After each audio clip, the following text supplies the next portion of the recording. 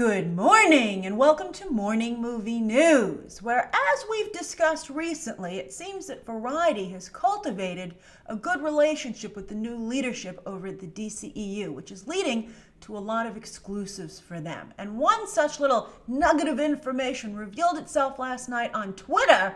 We already had a little bit of a brief discussion about this, talking about the dueling Harley Quinn Birds of Prey scripts. But anyway, I wanted to flesh out the conversation this morning on Morning Movie News. So to catch the rest of you up, it was revealed by Variety that they have two separate scripts that are being that have been developed simultaneously. They're still deciding which one to use. And sure enough, as I speculated, due to a Batgirl solo movie also still moving forward, and now with the same writer, the constants in both scripts are, of course, Harley Quinn and Barbara Gordon. So those are the two that the DCEU is set on. They're like, okay, we feel good about these two.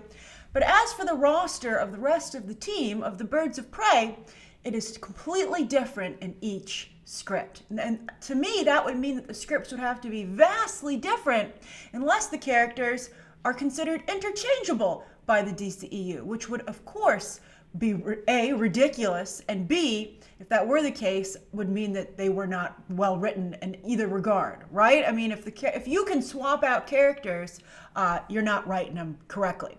Now, one of the things somebody wrote to me, tweeted back to me when I said that this was very discouraging news, was that, oh, well, why isn't it just like Civil War, where Harley Quinn and Barbara Gordon are the Steve and Tony of this movie, right? So, of course, they're the only two constants. Well, as I tweeted back to that individual, you don't understand Birds of Prey if you feel that Harley Quinn and Barbara Gordon are Steve and Tony. Because as many other people pointed out, how can Black Canary not be on the Birds of Prey? First of all, she's the only bird on the freaking team, so the title of the movie and the actual team within the movie would make no sense. And then also you really should have Huntress. These are the founding members of the team, and I can't imagine a Birds of Prey movie that doesn't have them. So the fact that they're not constants as well, I think is worrying. Now, speaking of Civil War, some of you said, oh, well, Grace, that had competing scripts. There was a Spider-Man version and a non-Spider-Man version because Kevin Feige wasn't sure whether or not he was going to get access to the character. Of course, historically, he did. But that's not the same situation. As someone else pointed out on Twitter to back me up, Spider-Man was just a couple of scenes and could easily be removed from the movie. So the scripts, were not, again, vastly different. It wasn't two different paths that diverge in a wood, right? In Hollywood, right? To quote the famous Robert Frost poem. It was just a little bit of an add-on if they could do it. And then also, in terms of the Robert Downey Jr. situation, well, when he wanted to come on, the script was completely rewritten. I have no problem with rewrites. I have no problem with vast, intense rewrites. But my problem is trying to have your cake and eat it too, to not making not having any creative conviction. That is what's alarming to me. But first, I also want to point out, someone said, well, Independence Day 2 had two competing scripts. Well, that's like saying, does anyone know of, I want to put more lifeboats on this cruise ship. Can anyone think of a cruise ship that set out without enough lifeboats? And someone said the Titanic, and as a defense of not having enough lifeboats. And you'd be like, why would you use that as a defense? That was a tragedy, it was a complete disaster. And the person would go, just as they did here, well, you asked me for a boat that had less a cruise ship that had less lifeboats, and this is one of them. It's not a good example, and it does not certainly defend the DCEU in this instance. Now, what I also did a follow-up tweet, and I said, well, this is more like The Godfather. If they had written The Godfather and had two competing scripts with Francis Ford Coppola, one where Michael takes over the family, and then one where Sonny takes over the family. And I think that gives you a better idea of, what are you doing, right? I mean, do you have an idea for the kind of movie you want to make or not? Because as I said, it shows a real lack of creative conviction. And I think the DCEU and those in charge are still, and it's unfortunate this problem still plagues them, they're so afraid of making a mistake and they don't trust their own judgment that they're pursuing all avenues rather than making choices early on. Again, those could end up being the wrong choices. You could go in and you can fix a movie with rewrites, with reshoots, as Rogue One as was done so successfully there. But I think it's really important to make a choice. I don't understand how you could have a Harley Quinn Birds of Prey movie and move forward with that unless it's just a pure business decision.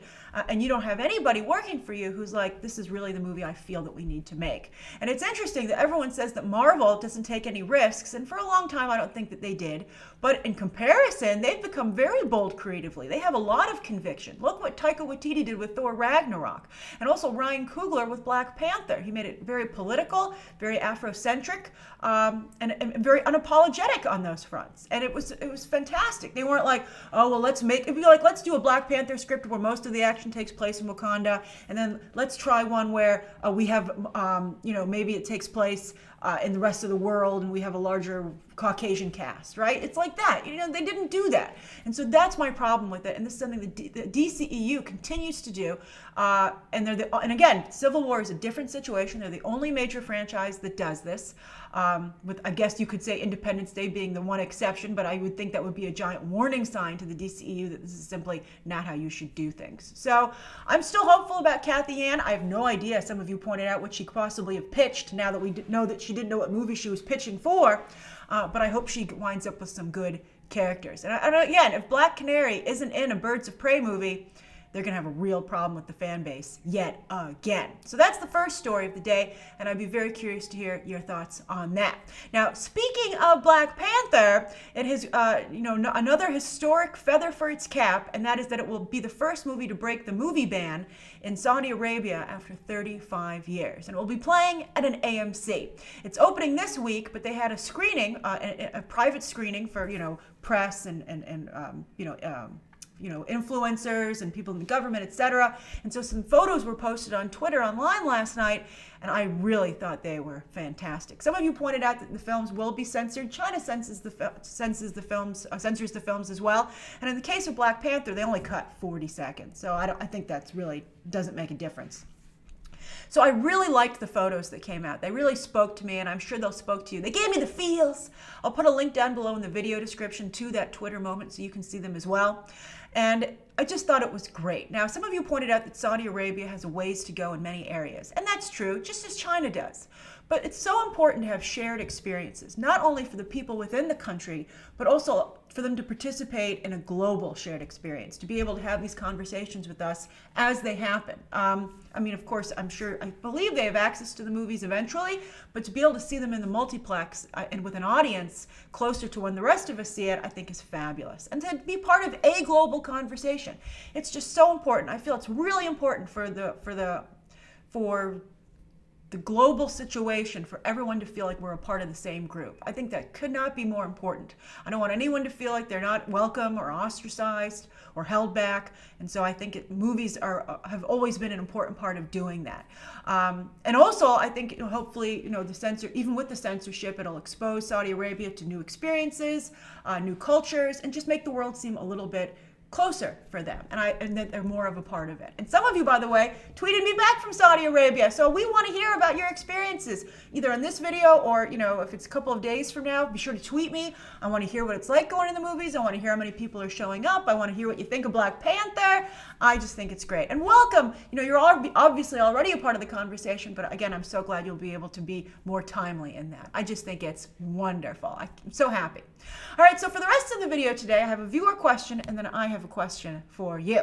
So the first viewer question comes from Electra, a frequent BTT viewer and commentator. Hi, Electra.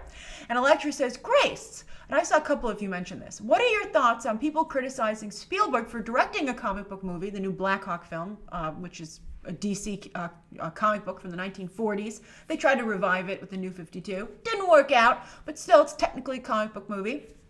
And Electra says, people are criticizing him even though he recently said that they were going to die eventually. Spielberg has been very vocal, not just about Netflix, but also comic book movies, saying they just won't last. I think we should let it go, to be honest with you. I think Spielberg is too big a get, not just for the DCEU, but also the genre, to say no thanks. It's like, yay, let's come on in, buddy. I'm so glad you changed your mind. And you know what? He might never admit verbally that he did change his mind, but actions speak louder than words. And he's come over, right? And so I would think that's so much more preferable than him continuing to badmouth comic book movies and hurt them potentially and hurt his own career, right? Also, why not get it? I think as good as Ready Player One is doing, I don't think it's a huge win. It's not a decisive win. And so I think he'd like a decisive win. He's like, it's taken too long. So come on over. Come to the dark side, Spielberg. We have snacks, as Robert Downey Jr. says. But yeah, I think it's great. And also, I don't know how much of a comic book movie this will be. As I said in my reaction to this, I'll put a link to that down below as well. There's potential for a Wonder Woman cameo or for her to outrightly be in the movie and maybe even introduce or cameo the JSA. But Spielberg, with his problem with comic book movies, might not go there. And that could potentially hurt the movie. So we'll see how this develops. But I think for now, Spielberg, he's doing a mea culpa, and I think, we should be the bigger people and just be happy that he's here. So that's how I feel about it. I would not badmouth him about that. All right, so that is my question for you. So last night, the trailer for this show was so bad, Killing Eve on BBCA here in the United States, that I had put off watching it. But I was hearing a lot of buzz. People were watching this show, talking about it, particularly in the industry. So I was like, maybe I should check it out.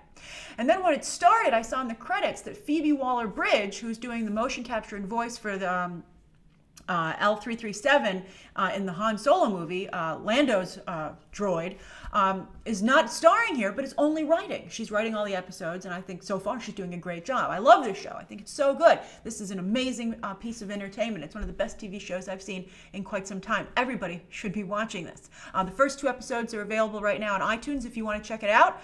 And then it's going to be air Sunday nights at 8 p.m. on BBC America here in the United States.